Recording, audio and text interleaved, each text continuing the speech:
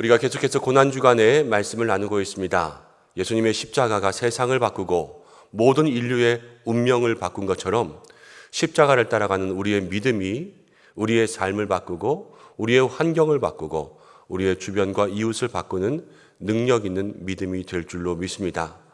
말씀을 잘 기억하시고 따라오셨으면 좋겠습니다.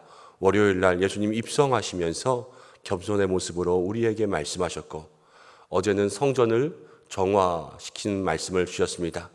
우리의 마음을 정화하게 하고 우리 안에 더러운 모든 상을 예수님께서 엎어주셔서 하나님 기뻐하실 만한 믿음의 삶으로 살아갈 수 있도록 그렇게 기도하는 여러분들 되시길 바랍니다. 오늘은 책망하시다라는 제목으로 함께 말씀을 나눌 때에 우리 안에 함께 들어야 될 말씀을 채울 수 있는 은혜가 있으시기를 바랍니다. 예수님은 어떤 분이셨을까? 예수님은 공생의 기간을 살펴보면 예수님은 인자하신 분이셨습니다. 예수님의 얼굴 표정은요, 늘 사랑이 넘치는 그러한 표정이셨습니다. 예수님은 어린아이들을 좋아하셨어요. 어린아이들이 내게 가까이 오는 것을 막지 말라 이렇게 말씀하시고 그 아이들을 다 영접해 주셨습니다. 여러분, 아이들은 솔직하잖아요. 아이들은 무서운 사람들에게는 잘 가지 않습니다. 그런데 예수님에게 아이들이 나갔다는 것은 예수님이 아이들이 좋아할 만한 그러한 인상을 가지고 있고, 예수님이 평소에 아이들에게 늘 인자한 미소로, 따뜻한 미소로 그들을 맞이해 주셨기 때문에 아이들이 예수님을 좋아한 거예요. 예수님은요, 고아와 과부, 연약한 사람들에게 늘 먼저 다가가셨습니다. 다가갈 때 여러분 어떻게 하나요? 그냥 무뚝뚝하게 다가가서 인상 쓰면서 그 사람들을 대합니까? 그렇지 않지 않습니까? 예수님은 먼저 따뜻한 모습으로 인자한 미소로 다가가서 사람들을 만나주시고 만져주시고 위로하시는 분이셨습니다. 그래서 예수님은요, 사랑의 예수님, 인자한 예수님, 온유한 예수님이셨어요. 근데 그 예수님께서 화를 내신 적이 있습니다. 그것도 아주 불같이 화를 내셨어요. 그렇게 무서울 때가 있나 할 정도로 화를 내신 그 모습이 오늘 말씀 가운데 기록되어 있습니다. 예수님께서 왜 화를 내시고 누구에게 화를 내셨는가? 그 당시 바리새인들과 서기관들에게 예수님 불같이 화를 내셨어요. 근데 바리새인들과 서기관들이 누구였는가? 그 당시에 바리새인들은요, 서기관들은요, 이 유대인, 그 이스라엘 공동체 가운데 많은 사람들에게 존경받고 인정받던 사람들이었습니다. 바리새인이라는 뜻은 원래 분리된 사람, 구별된 사람 이런 뜻이에요. 유대인의 종파들 중에서 여러 종파가 있지만 그 중에서 가장 강력한 종파가 바리새인이었습니다.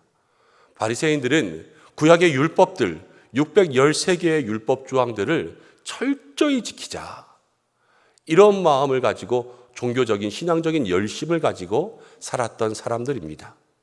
하나님의 말씀을 있는 그대로, 정말로 단어 그대로 지키려고 애썼어요. 그래서 늘 금식하고 하나님 앞에 제물 드리고 그리고 기도하는 이러한 모든 삶을 게을리하지 않도록, 또 율법 가운데는 긍정적인 것도 있고 해야 될 것들, 또 부정적인 것들, 하지 말아야 될 것들도 있지 않습니까? 이러한 모든 것들을 철저하게 지키기 시작했던 사람들이 바리새인들입니다. 서기관들은 누구인가? 다른 책에는 율법학자라고 말하기도 합니다.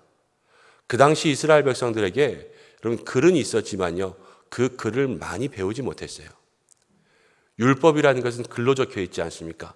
구전된 율법도 있지만 글로 적혀 있는 모든 것들을 해석하고 가르치기 위해서는 전문적인 지식을 공부한 사람들이 필요했습니다.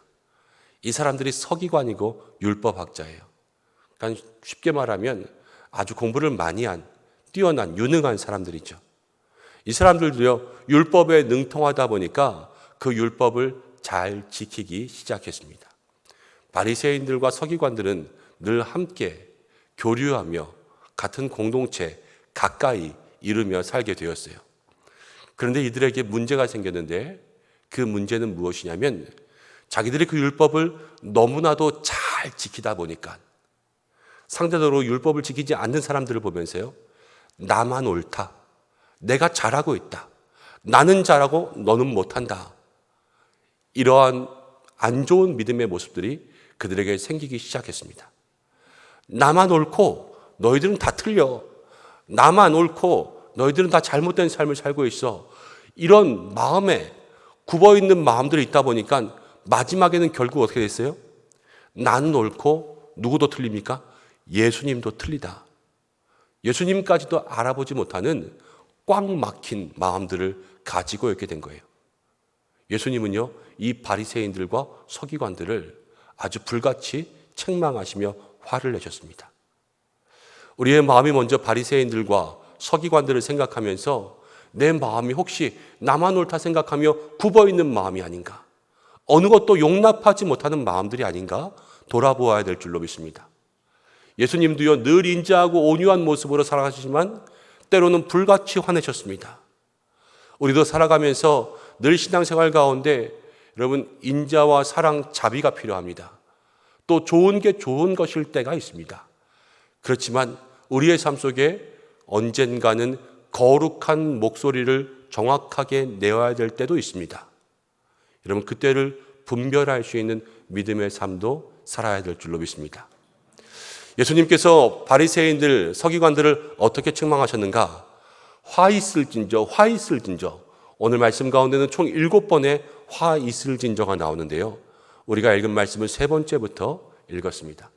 첫 번째와 두 번째에 예수님께서 바리새인과 서기관들에게 화 있다 선포하시면서 그들을 책망하신 내용은 그들의 삶의 외식, 겉과 속이 다른 모습이 있었기 때문에 예수님은 그것을 책망하셨습니다. 겉과 속이 다른 것. 이것이 예수님께서 그들에게 화를 내신 이유라는 거예요. 사랑하는 여러분, 우리가 십자가 앞에서 우리들의 삶을 바라보기 원합니다. 저와 여러분들은 겉과 속이 같은 사람들입니까? 말씀을 준비하면서 우스갯소리지만 예전에 이런 마음을 먹었던 적이 생각났습니다. 아이들이 어렸을 때, 아이들이 아주 애기였을 때 아내랑 또 이렇게 육아를 감당하다 보면 때로는 힘들 때 있지 않습니까? 또 아내가 조금 쉬고 도움을 받기 위해서 처가에 며칠 가 있게 되잖아요. 그러면은 보내기 전까지는 이러죠. 아니 여보, 가면 언제 와? 애들 보고 싶으면 어떡해? 우리 화상통화할까? 영상통화할까? 갔다 빨리 와야 돼. 그러면서요, 떠나고 나면 어떻게 해요? 자유다. 좋아라. 여러분 이러지 않습니까? 아, 또 저만 그런가요? 여러분 우리가 그냥 우스갯소리로 우리의 겉과 속마음을 이렇게 표현했지만요, 우리가 이런 것뿐만 아니라 우리의 일상의 삶에서 겉과 속이 다른 모습들이 얼마나 많이 있는지 모릅니다. 앞에서는 안녕하세요, 반갑습니다, 사랑합니다 이렇게 이야기하면서도 뒤로 돌아서는 저래선 되나 이렇게 이야기하는 사람들이 얼마나 많이 있습니까? 우리가 앞으로 오는 우리의 앞모습과 뒤에서 보이는 우리의 뒷모습이 늘 똑같은 사람입니까? 이것이 바로 외식하는 사람들의 특징입니다. 그런 의미에서 보면 앞모습과 뒷모습이 다르다는 것은, 겉과 속이 다르다는 것은 여러분 믿을 수 없는 거예요.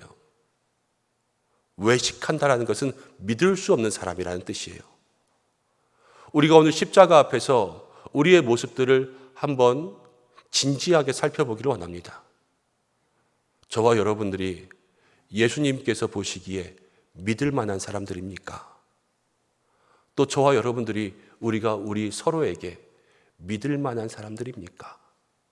저 사람이라면 다 맡겨도 괜찮아. 우리의 삶에 그럴 만한 믿음의 영적 자신감들이 있습니까? 그것을 오늘 우리가 주님 앞에 돌아보아야 될 줄로 믿습니다. 예수님이 외식하는 자를 책망하셨습니다. 오늘 우리가 첫 번째로 기도하며 우리의 마음속에 새기기 원하는 것은, 주님, 우리가 외식하는 자가 아니라 이 겉과 속이 하나님 앞에 한결같은 마음으로 살게 하여 주옵소서.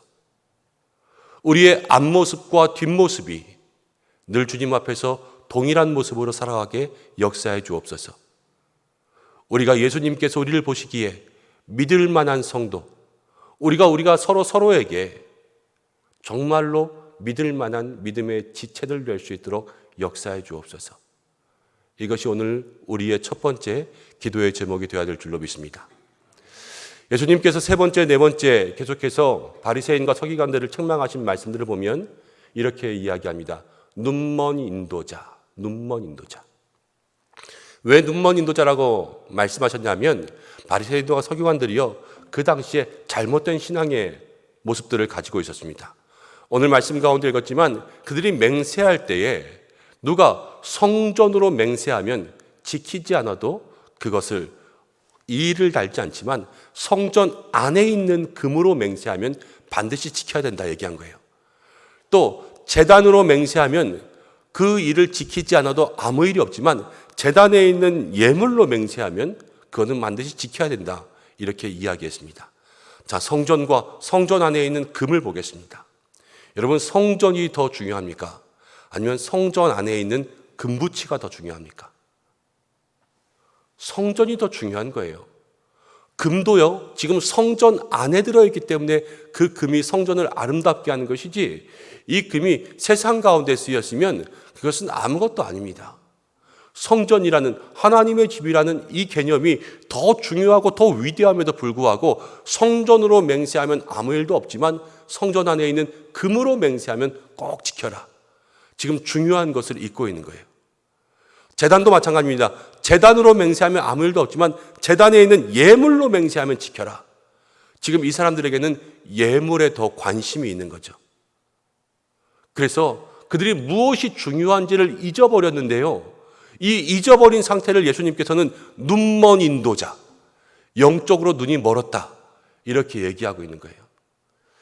저는 성경을 읽으면서 몇 번 말씀드렸지만 안타까운, 여러분들이 좀 진지하게 좀 심각하게 깨달았으면 하는 두 가지가 있습니다. 첫 번째는 시험에 든다라는 것에 대한 심각성을 여러분들 마음속에 늘 기억하셨으면 좋겠어요. 우리는 그냥 시험에 든다 심심치 않게 편안하게 가벼운 이야기로 이야기하지만 여러분, 시험에 든다라는 것은 무서운 거예요. 시험에 들면서 우리가 신앙을 잃고 시험에 들어서 교회에 나오지 않고 시험에 들어서 좌절하고 넘어지는 사람들이 얼마나 많이 있습니까?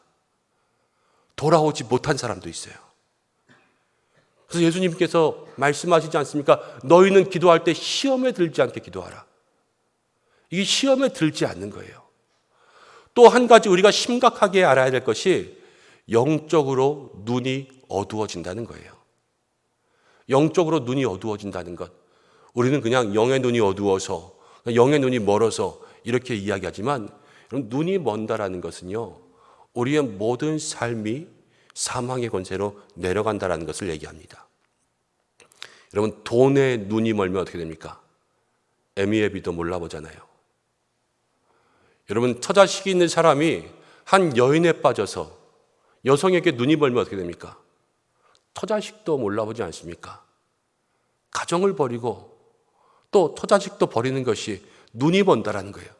영적으로 눈이 먼다라는 것은 그렇게 심각한 상태를 우리 가운데 얘기하고 있어요.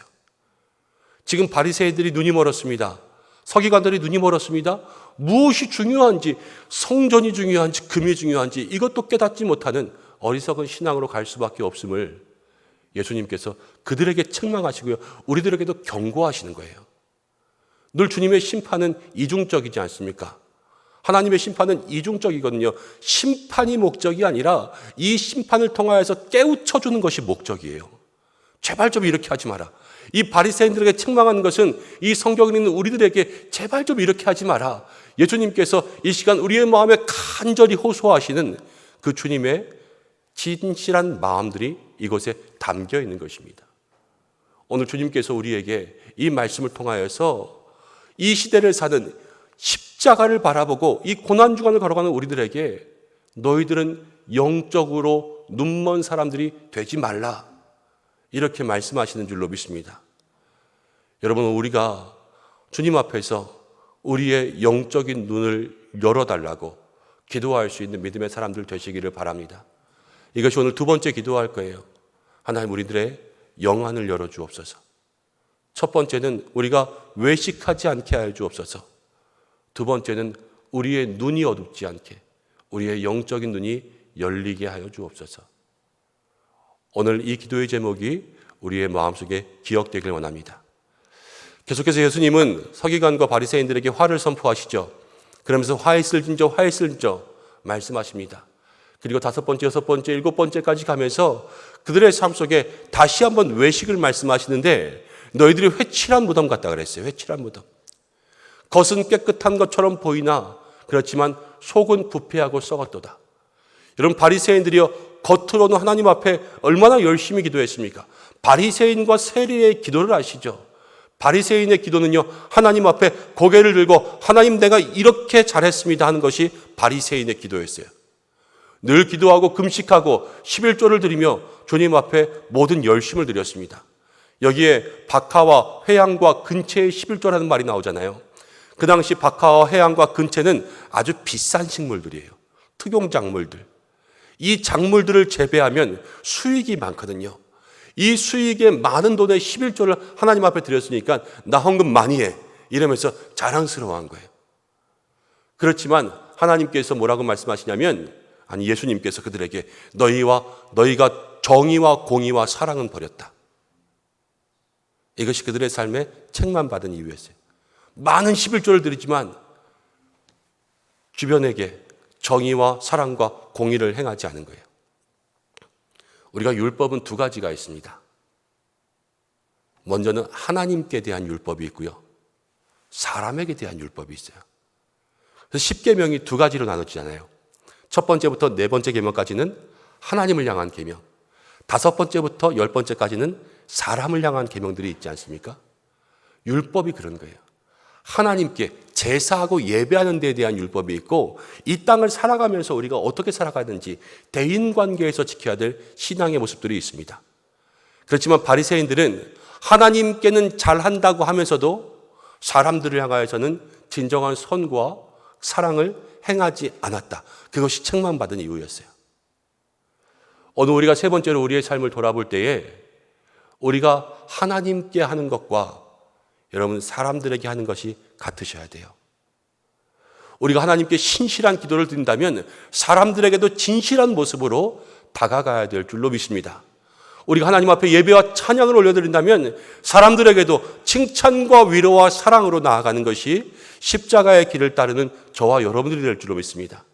하나님 앞에 드리기를 아까워하지 않는다면 사람들에게 나누어 주기도 아까워하지 않을 수 있는, 하나님 앞에 정직을 말한다면 사람들에게도 정직을 말할 수 있는, 하나님 앞에 우리의 몸과 마음과 시간을 드린다면 우리가 사람들을 위하여서도 우리의 몸과 마음과 시간을 나누며 그들을 위로할 수 있는 믿음의 사람들이 되는 것이 바로 이 바리새인들과 서기관들을 책망하시며 예수님 말씀하신 그 음성을 듣는 우리가 나아가야 될 길인 줄로 믿습니다.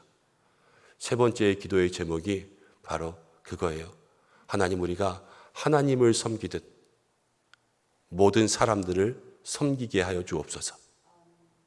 하나님을 사랑하듯 우리의 주변에 있는 모든 사람들을 사랑할 수 있는 믿음과 용기를 허락하여 주옵소서. 오늘 이 3가지 기도의 제목을 우리의 마음 가운데 담기를 간절히 원합니다. 외식하는 자가 되지 않게, 영적으로 눈먼 자가 되지 않게, 하나님을 섬긴다고 하면서 이웃에게 사랑을 베풀지 않고 이 바리새인들처럼 겉과 속이, 앞과 뒤가 회칠한 무덤과 같은 신앙으로 살아가지 않게, 하나님 나에게 한결같은 마음, 영안을 열어주시는 마음들, 하나님과 모든 사람들을 진실로 대할 수 있는 마음을 달라고 그렇게 기도하며 십자가 바라보며 나아가는 고난주간의 3번째 날 되시기를 주님의 이름으로 축복합니다. 함께 기도하겠습니다. 우리 이 시간 이 3가지를 붙잡고 기도하겠습니다. 하나님, 우리에게 하나님 앞에서 겉과 속이 같은 믿을 만한 성도가 될 수 있는 마음을 더하여 주시옵소서.